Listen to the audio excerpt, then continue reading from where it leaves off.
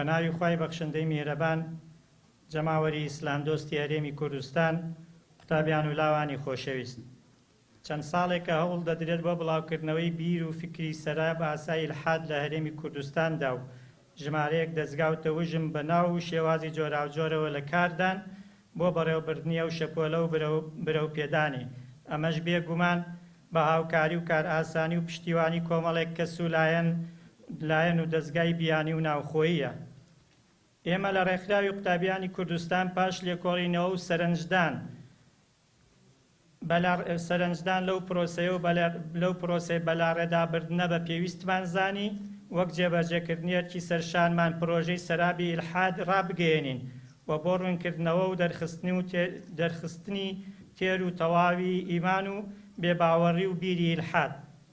پرۆژەی سەرابی ئیلحاد پرۆژەی پوچەڵکردنەوەی هەموو ئەو بۆچوون و ئاراستانەیە کە دەیانەوێت پەرە بە بیری ئیلحادی بدەن لە ناو کۆمەڵگەی کوردەواریدا و گەنجان و قوتابیانمان بە ئەنقەز تووشی هەڵە تێگەیشتن بکەن لە پەیامی پیرۆزی خوای و حەقیقەتی ئیسلام کە قورئانی پیرۆز و فەرموودەکانی پێغەمبەرمان صلی الله علیه وسلم تۆمار کراون.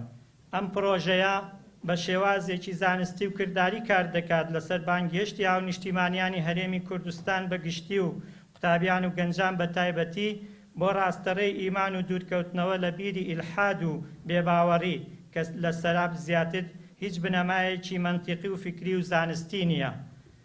شێوازی کارکردنی پرۆژەی ئیلحاد: یەکەم، بەرهەمێنانی وێنە و پارچە ڤیدیۆیی و پەیامی دەنگی و بڵاوکردنەوەیان لە تۆڕە کۆمەڵایەتی و کەناڵەکانی ڕاگەیاندندا.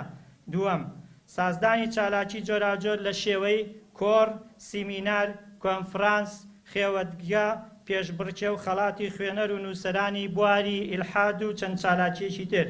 سێیەم، چاپ و بڵاوکردنەوەی ئەو کتێب و نامیلکە و بڵاوکراوانەی لەبارەی مایەپوچی و ئیلحادەوە نووسراون و دابەشکردنیان بەسەر قوتابیان و لاواندا لە زانکۆ و پەیمانگا و دامەزراوە ڕۆشنبیری و گشتیەکان.